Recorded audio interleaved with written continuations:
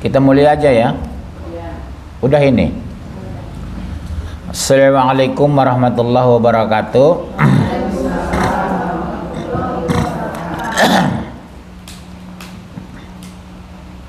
Innal hamdalillah hamdan katsira thayyiban mubarakan fih. Asyhadu an la ilaha illallah wahdahu la syarikalah wa asyhadu anna Muhammadan abduhu wa rasuluhu la nabiyya ba'da. Allahumma salli wa sallim ala Muhammadin wa ala alihi wa sahbihi ajma'in. Wa qala ta'ala fil Qur'anil Karim, a'udzu billahi minasy syaithanir rajim. Ya ayyuhalladzina amanu taqullaha haqqa tuqatih wa la tamutunna illa wa antum muslimun. Amma ba'd. Alhamdulillah, kita bersyukur kajian setiap Kamis ya. Setiap Kamis mudah-mudahan ibu istiqomah karena mengkaji Quran fardu ain. Mudah-mudahan Al-Quran yang kita pelajari salah satu asbab menolong kita besok di padang mahsyar. Ya, mudah-mudahan kita besok bertemu bersatu, syukur-syukur satu kapling di sorga, sama-sama ngopi. Ibu ngeteh, saya ngopi. Karena di sana semua ada dan disiapkan. Ibu-ibu sekalian, kita bersyukur masih diberikan iman Islam. Karena iman Islam itulah kita mengkaji Quran karena kewajiban. Kedua, kita bersyukur diberikan kesehatan. Dengan sehat kita bisa beraktivitas dan beribadah. Yang ketiga, kita diberikan waktu bisa kita ngaji dan memanfaatkan waktu hal yang positif dan menguntungkan, tentunya dunia akhirat. Jangan sekadar menguntungkan dunia, tapi dunia akhirat. Di dunia kita kaya raya, di akhirat masuk surga. Yang paling enak itu, Bu. Hidup kaya raya, meninggal masuk surga. Ini udah miskin belagu, jelek belagu. Ya, hidup kita tenang ketika kita beriman. Kalau ibu merasa sudah beriman tapi gelisah, something wrong. Ada yang salah dengan ibu. Sholat jalan terus, Senin Kamis dijalani, puasa sunnah nggak tinggal, tapi ibu gelisah dan stres. Ada yang salah dengan ibadah ibu. Pertama, beribadah tidak benar. Kedua, ibadahnya benar tapi belum ikhlas. Ibu rajin sholat karena mertua dari rumah dari Garut.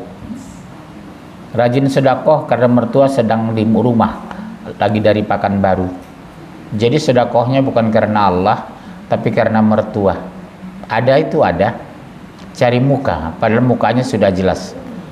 Ya Bun, fungsi pengajian ini memperbaiki yang kurang, meluruskan yang menyimpang, menyempurnakan yang sudah ada. Itulah fungsi pengajian. Kalau tidak ada perubahan, ibu berhenti ngaji dalam semua hal. Contoh berkerudung. Dulu ibu kan bukan begini kerudungnya, turun naik kayak dolar, naikkan turunkan, turun naikkan, turun naikkan. Sekarang masuk sek selesai. Dulu mana ada hijab seperti ini, Bu? Kerudung namanya, nutupin kepala, turun dia, naikkan turun, naikkan turun.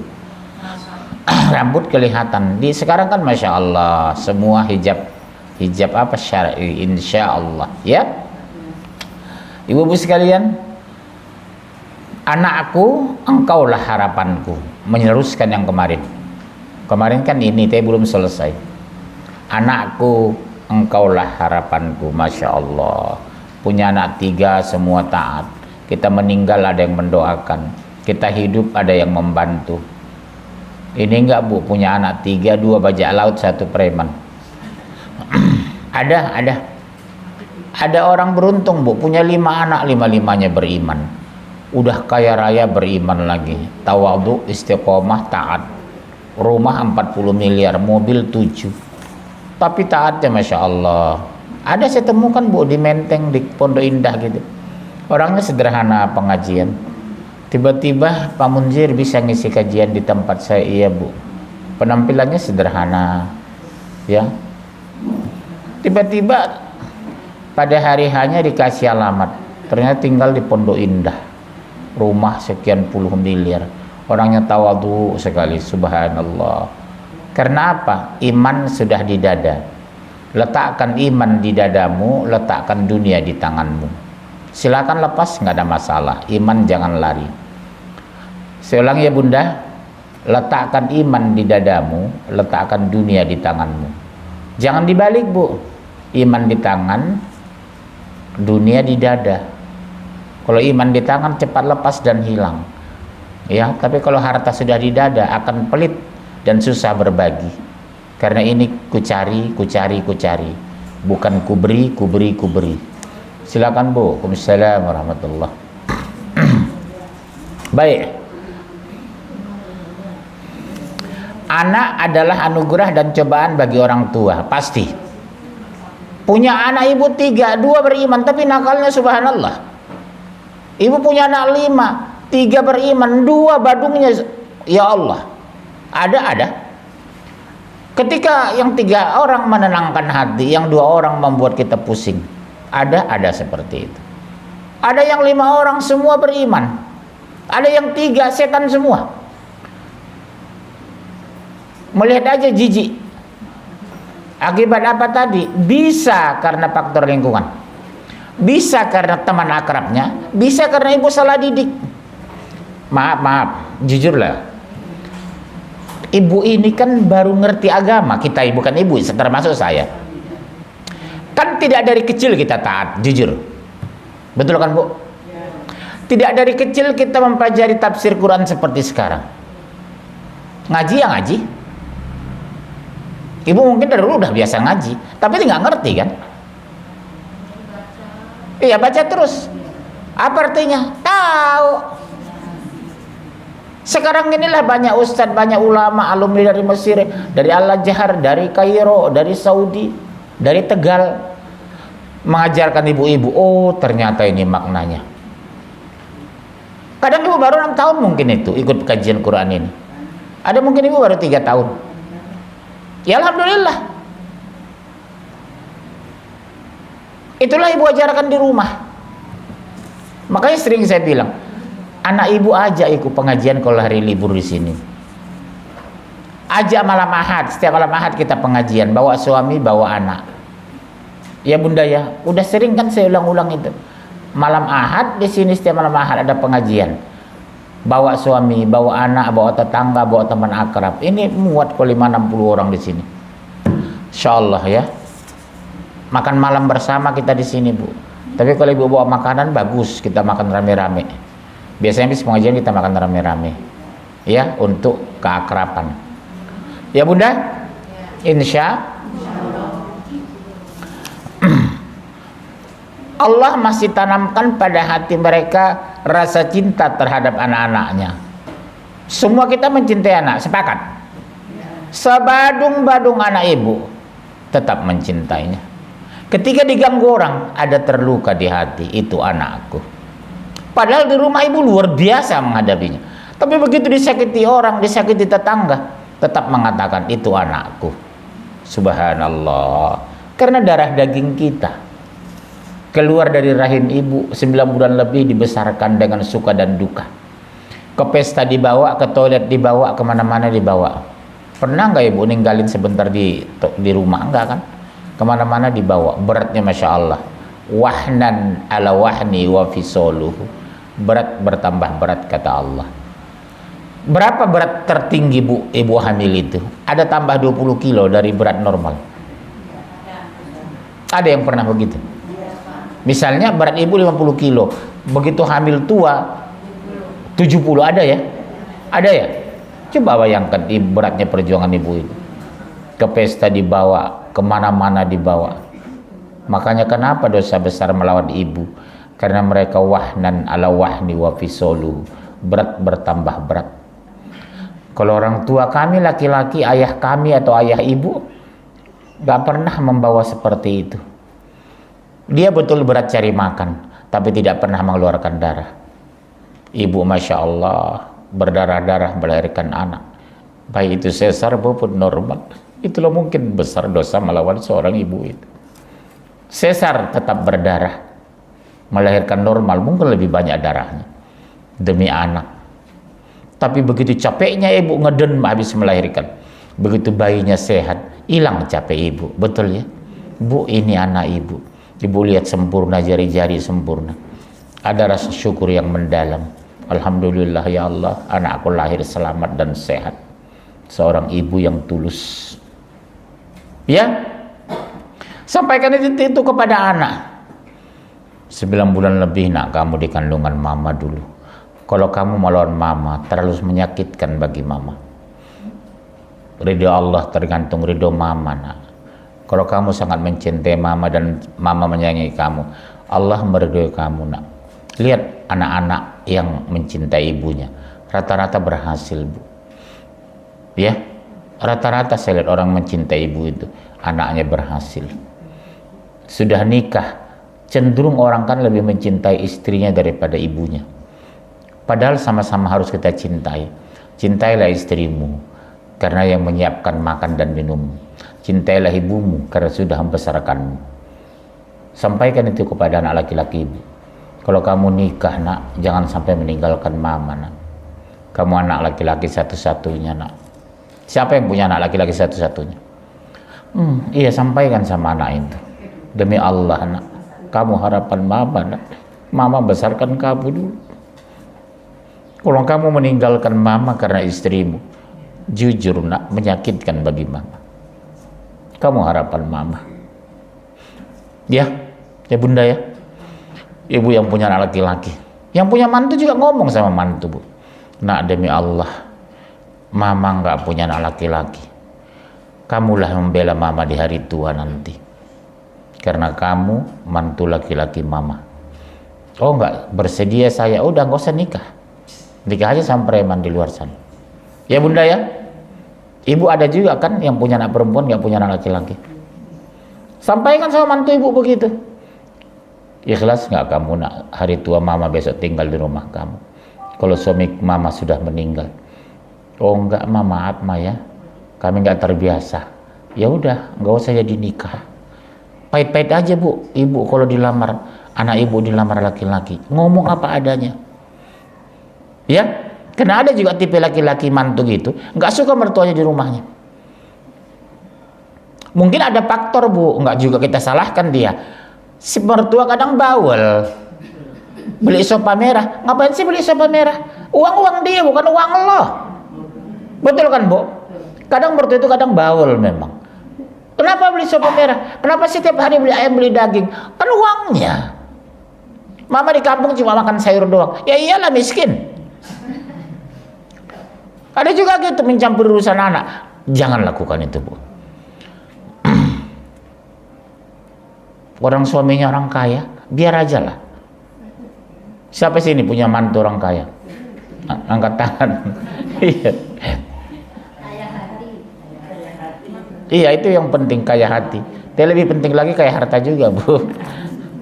Udah ya. Buka 3:14 6:6. Surat 3:14, surat 6:6 ayat 6, langsung 3:14. Kemudian surat 6:6 ayat 6.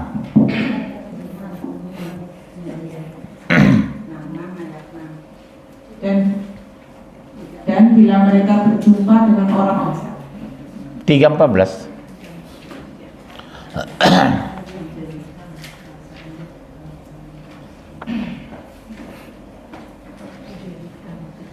dijadikan indah pada pandangan manusia, kecintaan kepada apa-apa yang diingini. Coba lihat bu, memang dikondisikan Allah mencintai harta, ternak, ladang, sawah, kebun.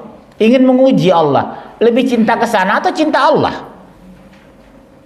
Kadang ibu gara-gara dunia terlambat sholat, gara-gara suami nyuci mobil terlambat sholat, karena udah mencintai dunia kan bu.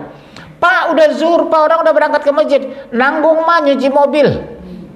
Tegur suami ibu seperti ini. Pulang orang dari masjid, baru ngeh suami ibu, astagfirullah, udah bubar jamaah di masjid, mobil belum selesai dicuci. Apa? Dunia. Terus dijadikan indah pada pandangan manusia kecintaan kepada apa-apa yang diingini, yaitu wanita-wanita. Coba lihat, wanita berarti laki-laki yang dituding Allah ini. Anak-anak. Ya, ibu bangganya dengan anak-anak. Jarang kan ibu bilang begini, Bu. Anak saya Pak Mujir, Masya Allah, sholat nggak tinggal, Senin Kamis nggak pernah lupa, sodako jalan terus dari uang jajan. Nggak ada ibu. Selalu bilang apa? Alhamdulillah anak saya ranking, Pak. Kan itu kan? Anak saya itu beasiswa, Pak, di kampus. Anak saya IPK-nya nilainya 9, Pak. Iya, nilai. SMA kan nilai, kampus baru IPK. Ini ketawa melulu. Iya kan? Nilainya 9 semua, Pak. Ibu kan jarang bilang, Alhamdulillah, Pak, anak saya sholatnya nggak tinggal, Masya Allah. Saya bersyukur, Pak, punya anak seperti itu. Jadi ibu, dunia itu yang dibanggakan. Soal dia tidak sholat, tidak apa, nggak ada urusan. Yang penting dia berprestasi, dapat beasiswa, kuliah di luar negeri. Makanya saya anjurkan, Bu, kalau agama anak ibu masih pas-pasan, dengan segala kerendahan hati, jangan izinkan S2, S3 ke luar negeri. Blas nggak sholat nanti. Anak saya di luar negeri 1 orang, tapi alhamdulillah dasar agamanya kan agak kuat, lebih kuat gitu. Harta yang banyak melimpah. Perak, kuda pilihan, binatang-binatang ternak, dan sawah ladang. Itulah kesenangan hidup di dunia. Dan di sisi Allah lah tempat kembali yang baik. Coba lihat, Bu, itu. Itu kesenangan dunia. Tapi ada yang lebih senang, surga. Untuk surga itu harus ibadah. Untuk surga itu harus taat. Untuk mendapat surga itu harus istiqomah. Untuk surga itu harus dekat dengan Allah. Yang kedua, buka surat 12 ayat 86. Oh, nama-nama ayat 6 belum? Iya.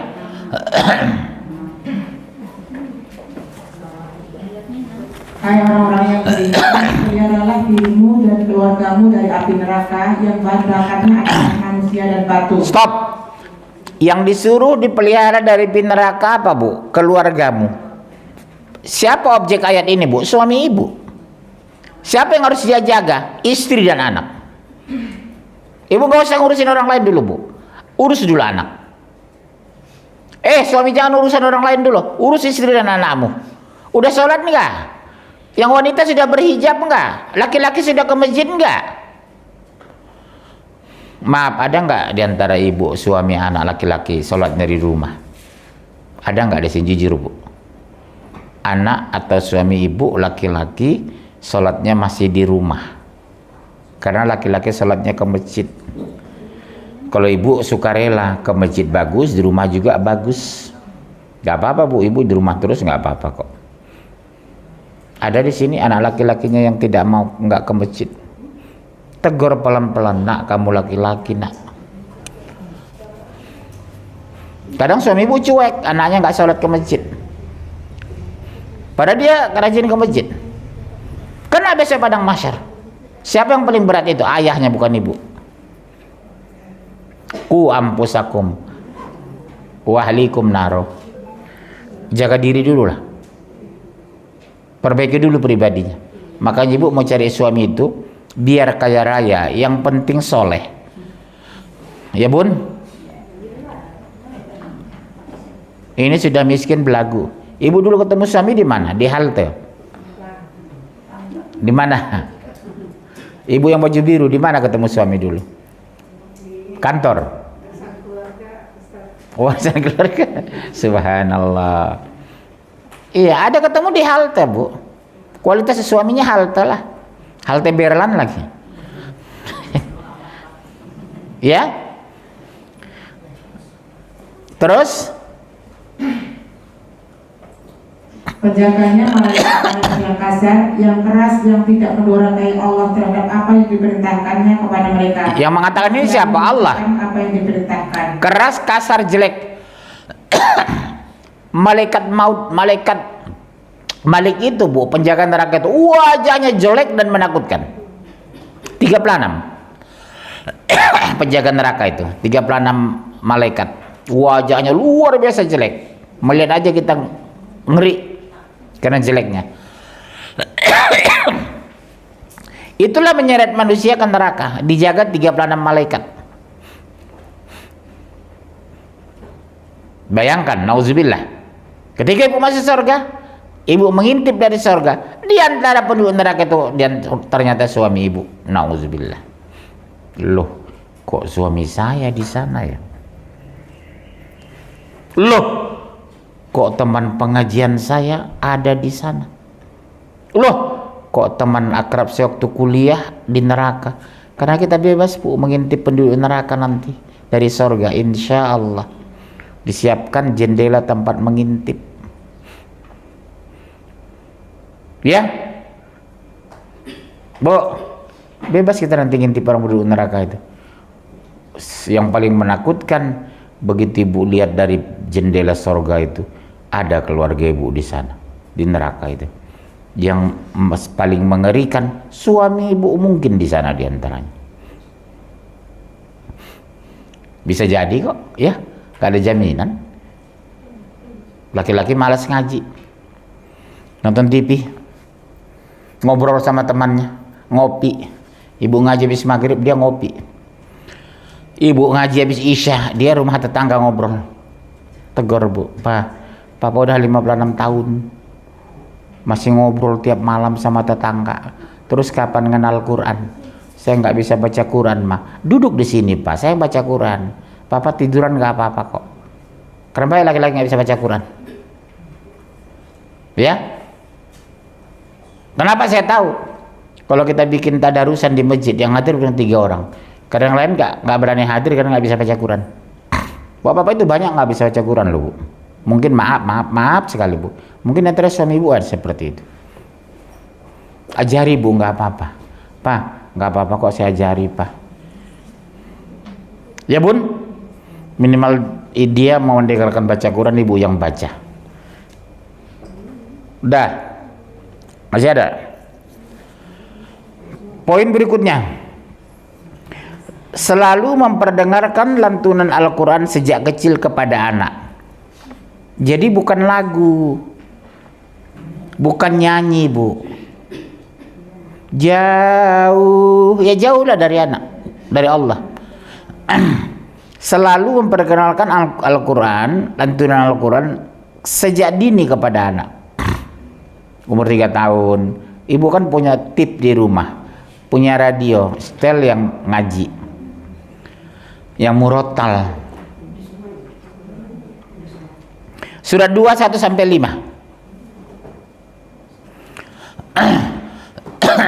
2, 1-5.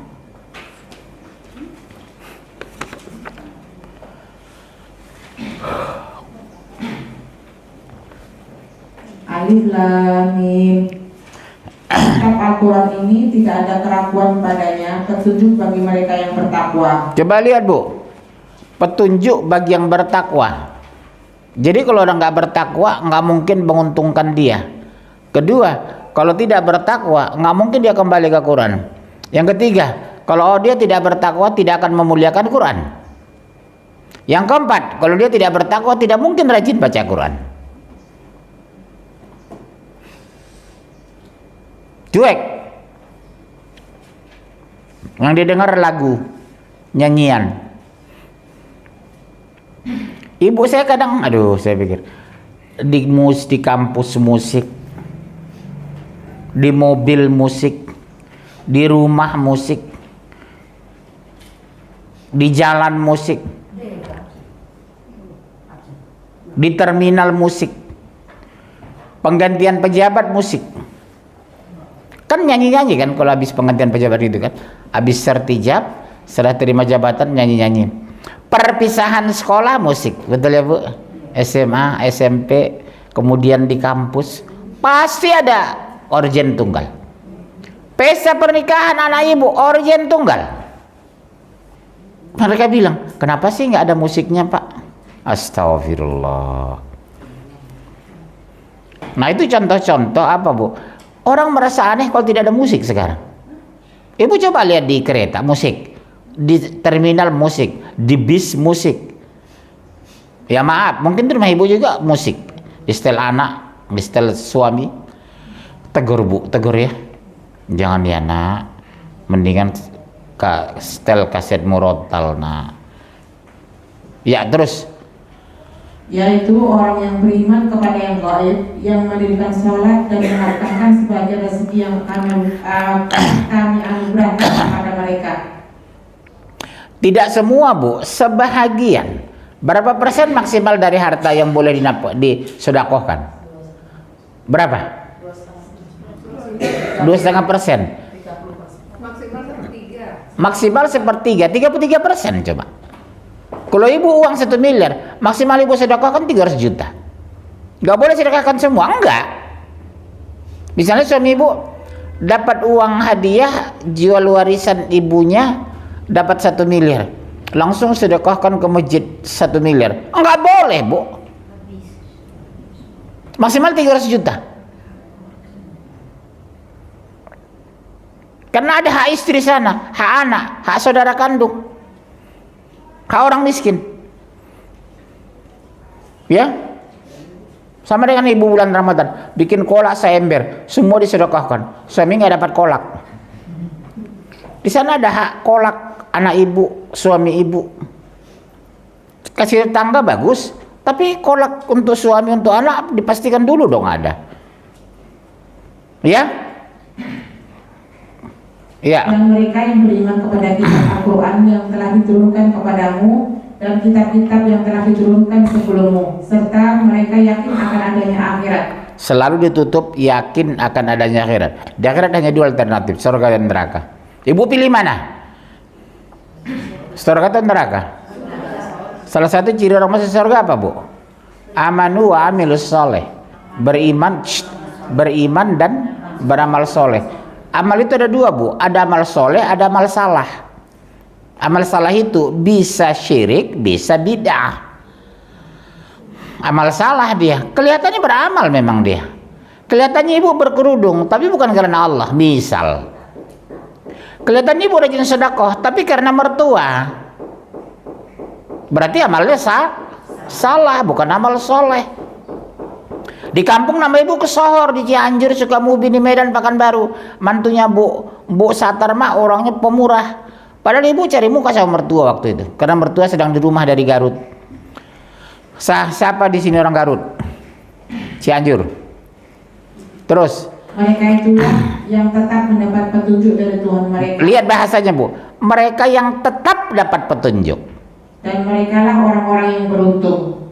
Seperti ibu lah istiqomah ngaji. Jangan ibu kira kita jalan sendiri nih, karena ada petunjuk. Kedua, karena kemudahan dari Allah. Buktinya banyak orang gak istiqomah kok ngaji. Jangan ibu kira ini berlangsung begitu saja nih. Allah tolong kita hari ini mau melangkahkan kaki ikut pengajian. Semua karena kemudahan. Bisa jadi ibu sakit kan gak bisa ngaji. Atau suami ibu sakit menemani suami. Atau malas ibu tidak datang. Ini semua kemudahan dari Allah. Ibu mau ikhlas meninggalkan rumah, orang ke mall, ibu ngaji. Baik, kita teruskan. Poin kedua sudah 21 sampai 5. Poin ketiga, mengajarkan anak sholat sejak dini. Pertanyaan saya, catat dulu ya Bu. Mengajarkan anak sholat sejak dini. Catat dulu. Baru saya tanya, ibu jawab boleh, nggak dijawab ya boleh. Jujur, sejak umur berapa sebenarnya ibu nyuruh anak sholat? Nanti baru saya koreksi kalau salah. Dari kecil Pak. Kecilnya umur berapa? Dari TK, mulai sholat. TK ya. Sebenarnya terlambat Bu. Saya mengajak anak sholat, bukan menyuruh ya Bu. Nggak bagus bahasa menyuruh. Itu kata perintah. Kalau mengajak kita terlibat. Saya mengajak anak sholat sejak umur 3 tahun. Sudah ngerti bacaan. Saya bawa ke masjid sejak umur 3 tahun. Tapi saya dampingi. Saya mau ngomong dari rumah, nak jangan berisik, jangan lari-lari nanti ya nak, mengganggu orang sholat. Kadang yang konyolnya Bu, anaknya ke masjid, bapaknya enggak. Akhirnya lari-larian mengganggu kita sholat. Saya bilang kalau ke masjid harus didampingi ayah. Ayah kamu di mana? Di rumah. Ayahnya di rumah. Jadi perwakilannya ke masjid anaknya yang umur 3 tahun. Yang wajib ke masjid itu bapaknya, bukan anaknya, Bu. Anaknya belum baligh, betul? Itu yang terjadi di masjid kami ini. Ramai anak-anak berisik. Karena apa? Ayahnya di rumah. Jadi dampingi ke masjid sejauh umur 3 tahun. Perkenalkan masjid kepada anak. Kedua yang penting ibu ya. Biasakan memperkenalkan orang soleh kepada anak. Ibu kan gak pernah mau datang ke rumah ulama, ke rumah ustadz. Gak ada kan? Kalau saya dulu waktu anak kecil, saya bawa itu ke rumah ustadz. Nah ini ustadz kamu ini ya nak, berdekat dengan ulama, dengan ustadz. Ibu akrabnya dengan artis. Tapi kalau dengan artis ibu bangga tuh. Kemarin saya pak ke rumah artis, ke rumah Syahrini gitu. Iya, harusnya ibu mengakrabkan anak dengan ustadz, dengan ulama. Nak ke rumah ustadz mama yuk. Nggak pernah kan ibu ke rumah bawa anak, ke rumah saya nggak pernah kan? Ibu aja nggak pernah ke rumah saya. Diajak ngaji katanya nggak mau sama ibu-ibu. Saya juga ngaji nggak mau. Enggak, anak ibu yang perempuan lah terutama. Kalau ada anak perempuan, cucu perempuan, diajak, dibujuk, nak ikut mama yuk ngaji, gitu loh. Iya? Berat memang bu. Karena kalau kita meninggal yang kita harapkan doa anak yang soleh. Sekaya apapun dia kalau nggak soleh nggak ada untung sama kita bu. Nggak ada bangganya kita punya anak kaya kalau nggak beribadah, betul? Apa yang kita banggakan? Rumahnya mewah, uangnya banyak tapi nggak sholat. Tapi biar hidup sederhana tapi dia soleh, masya Allah. Minimal 5 kali sehari semalam dia doakan kita. Ya bu. Yang kita harapkan apa? Doa anak yang soleh, bukan doa anak yang kaya. Terus mengajarkan anak sholat sejak dini 2, 4, 3, 4,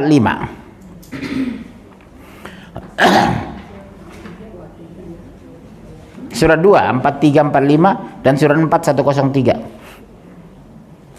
Dan dirikanlah sholat, tunaikanlah zakat, dan rukuklah beserta orang-orang yang rukuk. Aqimis sholat wa atuz zakah warka'u ma'ar-raki'in. Selalu digandeng Allah, sholat dengan zakat. Karena banyak orang sholat tapi pelit. Dan mintalah pertolongan kepada Allah dengan sabar dan mengerjakan sholat. Dan sesungguhnya yang terjadi itu sungguh berat kecuali bagi orang-orang yang khusyuk. Minta tolong kepada Allah dengan sabar dan sholat. Bu, shh. Kalau ibu dapat masalah sama Allah minta. Sholat sunnah 2 rakaat.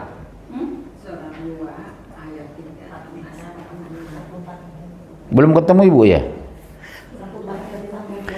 Surat 2, 4, 3, 4, 5 dan surat 4, 103. Itu kan?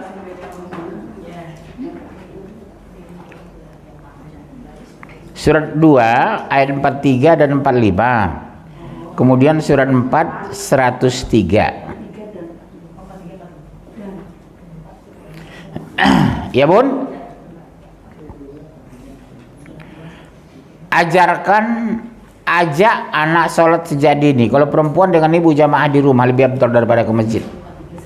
Kalau anak laki-laki dengan ayahnya ke masjid. Ibu jamaah sama anak. Kalau anak ibu sudah baligh gantian imam. Kalau perempuan sejajar. Kalau laki-laki imam kan di depan. Kecuali 2 orang sholat. Tapi kalau wanita enggak sejajar kan. Kecuali anak ibu ada laki-laki yang ikut yang belum baligh, dia harus di belakang. Misalnya dia malas ke masjid, sholat bersama ibunya, boleh. Misalnya umur 4 tahun ya, 5 tahun. Boleh. Tapi di belakang ya bu, jangan sejajar. Bagaimanapun dia tetap laki-laki. Tapi dia nggak boleh jadi imam loh bu. Dia belum baligh. Siapa kalau baligh harus sudah ke masjid. Ya. Maka apabila kamu telah menyelesaikan sholatmu, ingatlah Allah di waktu berdiri, di waktu duduk dan di waktu berbaring. Kemudian apabila kamu telah merasa aman, maka dirikanlah sholat itu sebagaimana biasa. Sesungguhnya sholat itu adalah kewajiban yang ditentukan waktunya atas orang-orang yang beriman. Maksudnya bu, waktu duduk, berbaring dan berdiri, hidup itu tetap kondisi seperti sholat. Jujur, istiqomah, tegak lurus. Jadi jangan zuhur asar ibu sholat, tapi diantara itu ibu ngerumpi. Zuhur asar ibu sholat, diantara waktu ibu itu melakukan dosa. Itulah makna ayat itu. Mensolatkan waktu. Posisi kita tetap berzikir. Dosa wanita terbesar apa? Ngerumpi. Makanya jaga cangkem. Tahu ibu cangkem? Mulut. Dosa terbesar cangkem kalau wanita. Iya.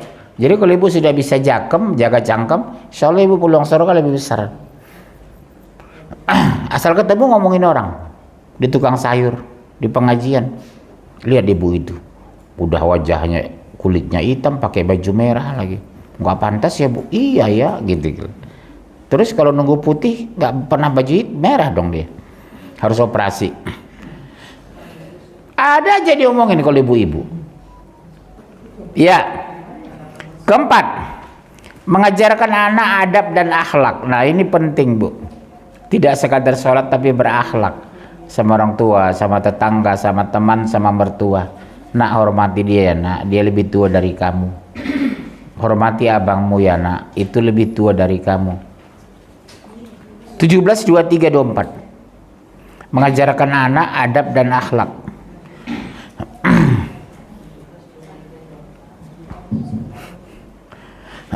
Ya, 17, 23, 24. Dan Tuhanmu telah memerintahkan supaya kamu jangan menyembah selain Dia. Dan hendaklah kamu berbuat baik pada ibu bapakmu dengan sebaik-baiknya.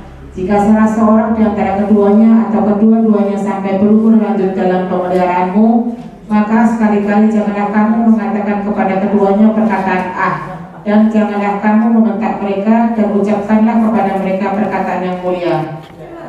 Bu, kata ah saja pun dosa besar. Ma, ngaji ma, anak, ah. Dan rendahkanlah dirimu terhadap mereka berdua dengan penuh kesayangan dan ucapkanlah, wahai Tuhanku, kasihilah mereka berdua, sebagaimana mereka berdua telah mendidik aku pada waktu kecil.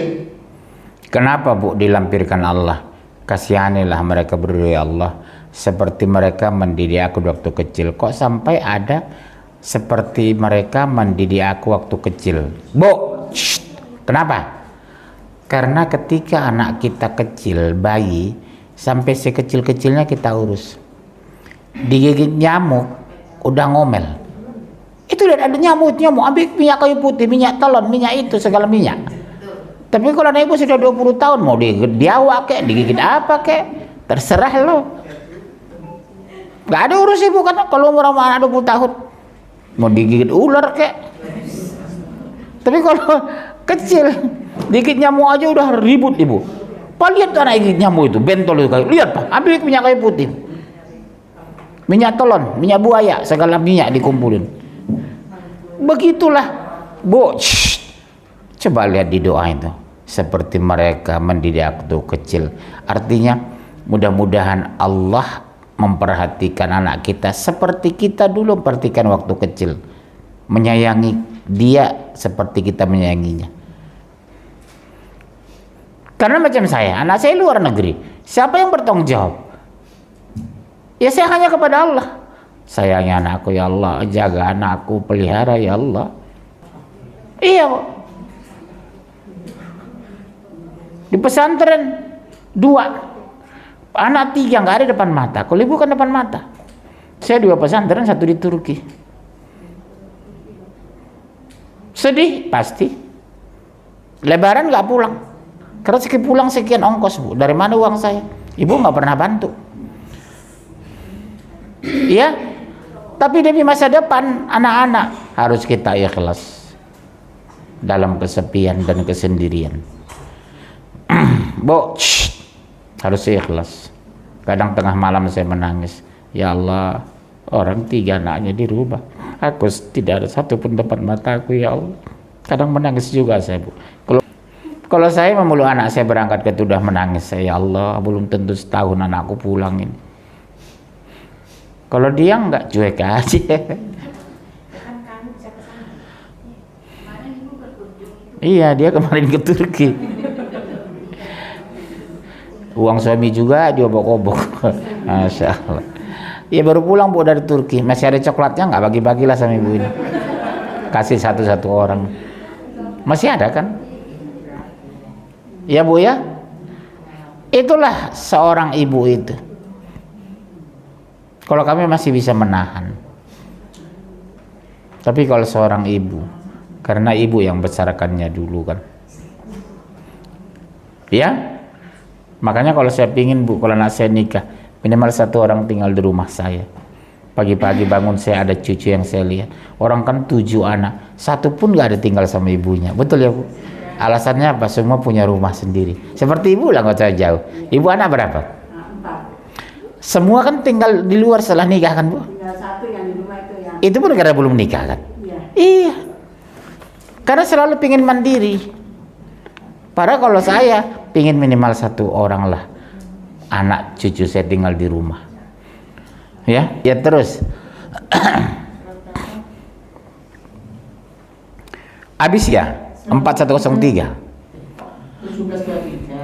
172324 ya. 3321. Iya 3321. Sesungguhnya telah ada pada diri Rasulullah itu suri teladan yang baik bagimu, yaitu bagi orang yang mengharap rahmat Allah dan kedatangan hari kiamat, dan dia banyak menyebut Allah. Jadi ciri-ciri orang beriman itu banyak menyebut Allah, bukan menyebut orang. 3321 Bu. Poin terakhir, nanti kita tanya jawab. 5. Bersikap lemah lembut sekaligus tegas.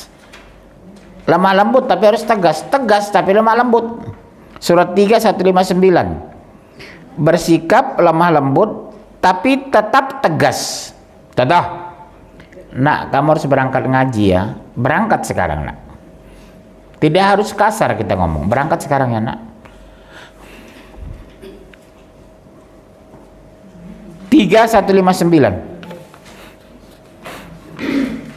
Maka disebabkan rahmat dari Allah kamu berlaku lemah lembut terhadap mereka. Sekiranya kamu bersikap keras lagi berlaku kasar, tentulah mereka menjauhkan diri dari sekelilingmu. Karena itu maafkanlah mereka, mohonlah ampunan bagi mereka, dan bermusyawarahlah dengan mereka dengan urusan itu.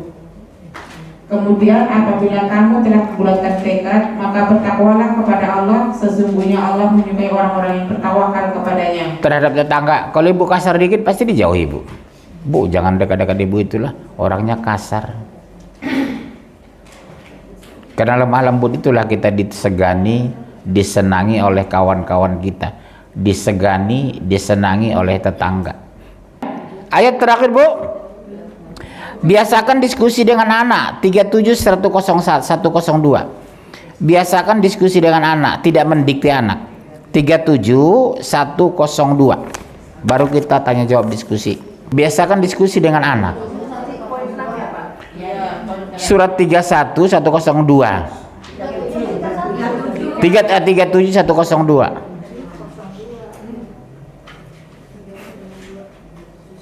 Ayo.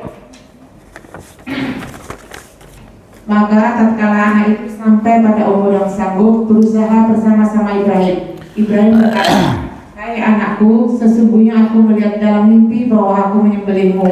Maka pikirkanlah apa pendapatmu?" Ia menjawab, "Hai anakku, kerjakanlah apa yang diperintahkan kepadamu. Insya Allah kamu akan mendapatiku termasuk orang-orang yang sabar." Subhanallah. Seandainya ibu ngomong begitu sama anak, tadi malam mimpi mama nak menyembelih kamu. Ibu aja disembelih katanya. Tuhan ibu kok katanya. Iya. Itulah, laksanakan aja apa ayah, apa yang perintahkan Allah kepadamu. Padahal dia harus korban kan. Bu, tahu nggak? Ibu baca sejarah detail nggak waktu menyembelih Nabi Ismail itu? Betul-betul mau disembelih Bu.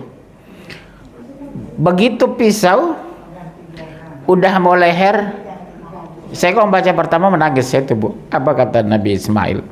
Ismail kecil, ayah. Tolong tutupkan wajahku agar aku tidak bisa melihat pisau itu, ayah. Subhanallah. Tutupkan wajahku dengan bajuku, ayah, supaya aku tidak bisa melihat pisaunya. Begitu tutupkan pisau apa baju, dia pun bismillahirrahmanirrahim. Secepat itu, secepat kilat, Allah takdirkan diturunkan satu kibas dari sorga, Bu. Hitungan detik, Bu, kibas dari sorga. Pisau jalan terus, tapi Ibrahim nggak melihat. Kalau dalam dipikir dia Ismail yang disembelih itu. Bismillahirrahmanirrahim, jalan terus dia. Begitu dia lihat kibas, Ismail berdiri di belakangnya sudah. Begitulah, Bu, Allah berikan pertolongan kepada orang yang ikhlas itu. Dalam pandangan Ibrahim, dia nyembelih Ismail itu. Tapi memang nggak melihat dia begini. Bismillahirrahmanirrahim. Bayangkan hitungan detik loh, Bu, diturunkan dari sorga kibas itu. Putih bersih gemuk Ismail. Begitu selesai nyembelih, dia lihat, begitu menoleh ke belakang, Ismail berdiri di belakang. Subhanallah, pertolongan Allah itu.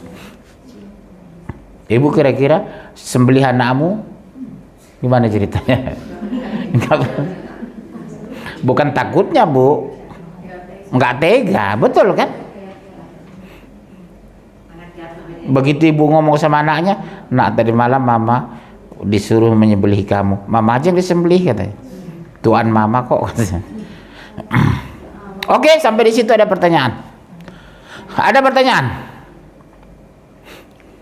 Saya mau ke rumah sakit soalnya.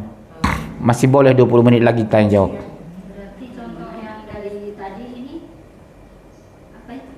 Apa yang ditanyakan? Kita harus mengerjakan apa yang diperintahkan oleh Allah ya. Pasti Pasti harus.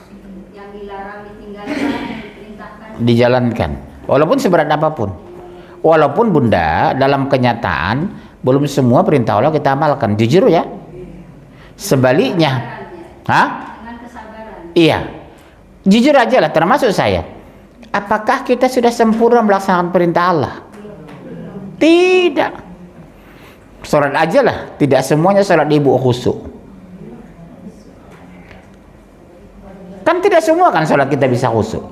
Mungkin 5 kali sehari semalam, khusyuknya paling 2 kali. Selebihnya udah ngarang aja, Allahu Akbar.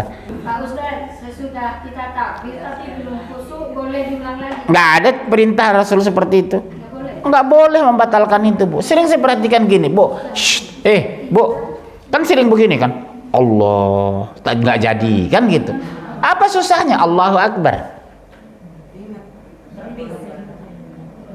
Iya, memang sering saya lihat di masjid itu. Allah, gagal. Kan gitu kan? Diulang lagi. Allahu Akbar. Ngapain ibu sampai begitu?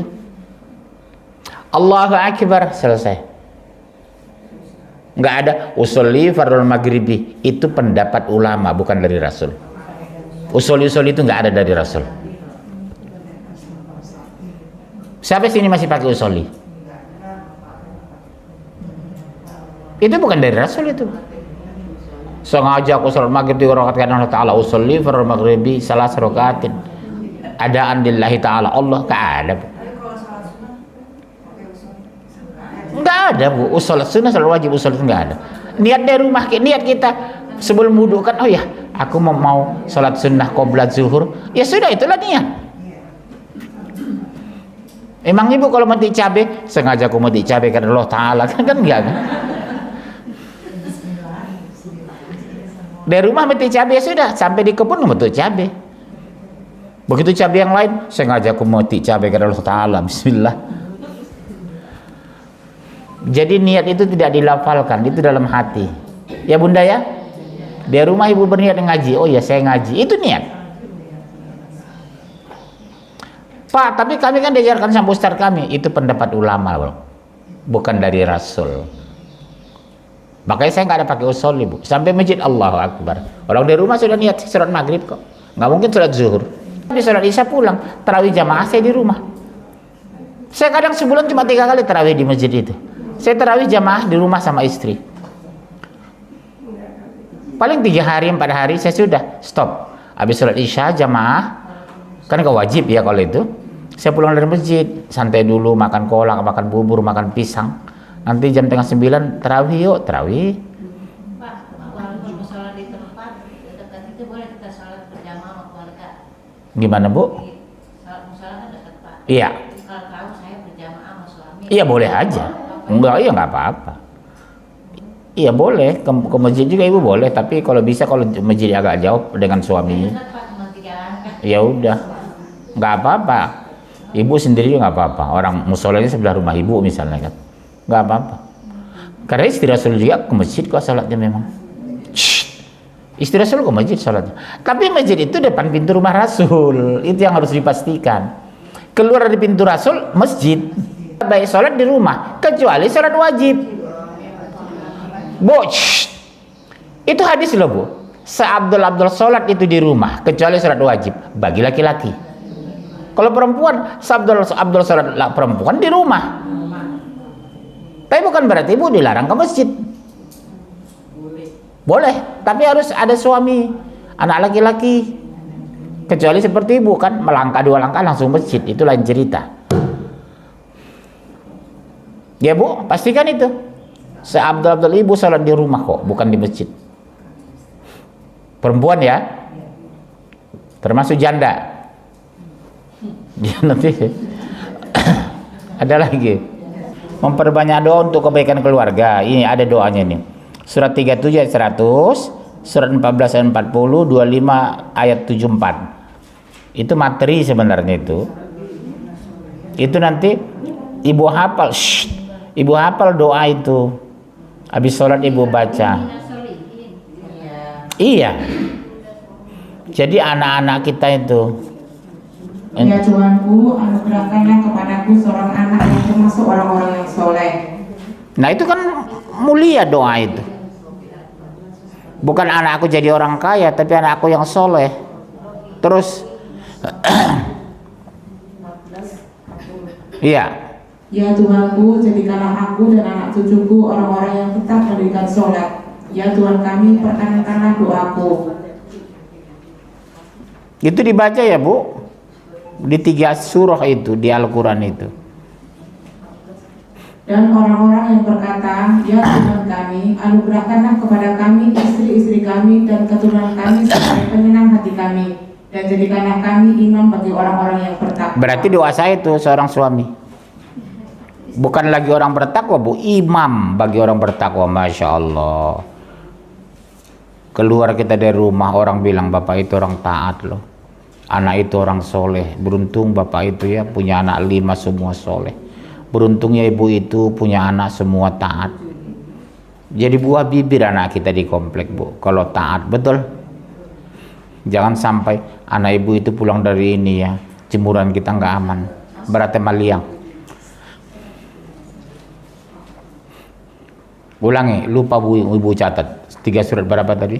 Surat 37 ayat 100, Terus 14 ayat 40, 25, 74. ya ibu hafal itu ya Bu, ibu baca terus.